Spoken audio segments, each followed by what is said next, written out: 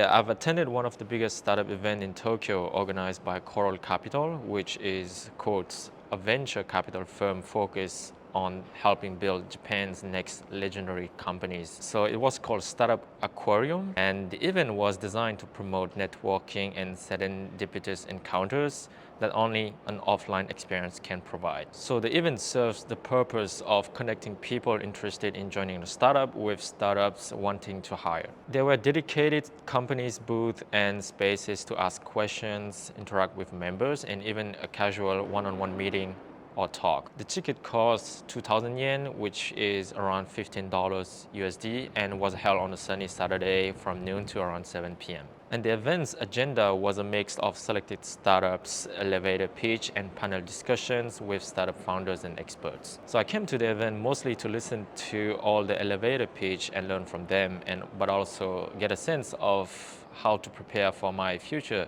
elevator pitch for my startup as well. So there were 55 pitch, and it was a 2 minute pitch where startups introduced their company but also product. The goal of the elevator pitch was more toward finding like-minded potential candidates to hire and company branding rather than trying to fundraise. The selected startups cover all types of industries ranging from B2B SaaS, deep tech, fintech, e-commerce, health tech, HR tech, logistic tech, marketplace, productivity tools, real estate, and so on. They are also at different stages of the company, ranging from C to Series D or E, and the same for the number of employees, counting from 3 employees for up to hundreds of employees. Amongst the 55 startup pitch, I've listened to 42 of them, and so my insights are just for those I've listened to. And here are some interesting things that I've learned. Speedy talk. So it's a 2 minute pitch, so it's really short, so speakers have to and often talk really fast. And it's just a personal thought, but Japanese people tend to provide lots of information and context and not leave room for inference, and better provide more information than less information. And the Japanese language polite form itself tends to be also more verbose. Storytelling is key, so most startups clearly state the origin of their product and why the world needs it. There were a lot of text on the slides, so maybe it's a Japanese thing, but the amount of text on some slides might be overwhelmed sometimes.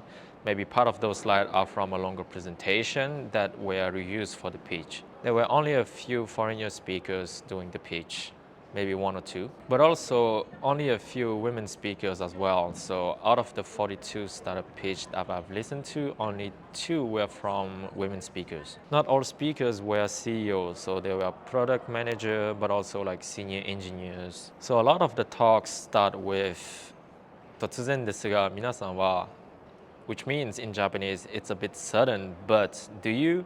So it was kind of like a form of engaging the audience, asking questions to start the pitch. There were also a few speakers who were reading their notes on their phones or paper because pitching is indeed hard. And here are the things that were frequently present on a lot of those pitch slide decks. Hiring positions. So obviously this was a startup career fair event, so clearly stating what position the company is hiring for is crucial. Company track records, so a slide with team members and their profile, and to a certain extent their previous companies. Growth and traction, so a slide with a growing graph of the product traction, so usually growing up to the right.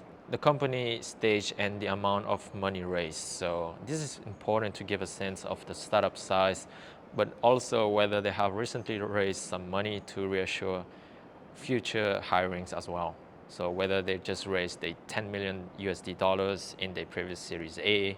A lot of companies like to compare their product to Google for X or Uber for Y. And I think this is also a common theme in the Silicon Valley startup. There were also mention of 50 or 100 years from now, kind of like projecting the company in a distant future to state that they will be here to stay and to be a long-lasting company. Also mentioning shakai no infra, which means in Japanese social infrastructure, to emphasize the fact that they will be an important part of today's but also tomorrow's society infrastructure. And here are a few things that investors are looking at in a startup at different stage. So around the end of the event, there were also 2 hybrid real-time recorded panel discussion sessions with the partners of Coral Capital, but also 2 well-known figures in the Silicon Valley ecosystem. So the first one is Andrew Chen, a technology advisor, investor, but also general partners at the famous VC Andreessen Horowitz. He was also part of the Uber's rider growth product team and also author of the book, The Call Start Problem, which I read twice and I highly recommend to any founders building apps which has network effect. And the second guest was Patrick Collison, the co-founder of Stripe, the company that does not need any introduction. From the panel discussions, my takeaway was that investors are looking and focusing on different things based on the different stage of the startup. So for early and seed stage startups, the focus is on people.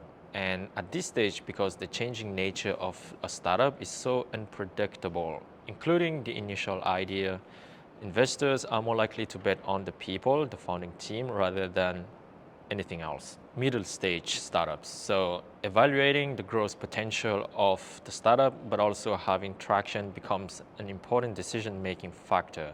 And a clear sign of product market fit and a clear path to profitability is also important. And they also tend to focus on the startup's ability to scale, but also reach a larger customer base. Later stage startups. So here, the important things to focus on is the market. And investors tend to focus on the startup's ability to generate significant revenue and profits. And those startups at this stage typically have a large customer base and a proven business model and continue growing and also expanding its market share, or even expand to adjacent markets. To finish the video, Brian, a fintech startup founder called Woodstock and also a friend of mine, agrees to share his elevator pitch during the event. So Brian and the team is building a great investing app, mixing the experience and sense of community that we can find on social media and making investing more enjoyable. So here's the elevator pitch video.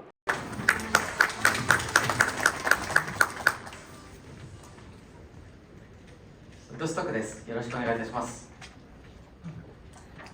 コーファウンダー CEO のブライアンと申します。私はモルガンスタンにツイッター、コインベースの経験の後、このウッドストックを立ち上げました。まずは経営者のプロダクト紹介ビデオをご覧ください。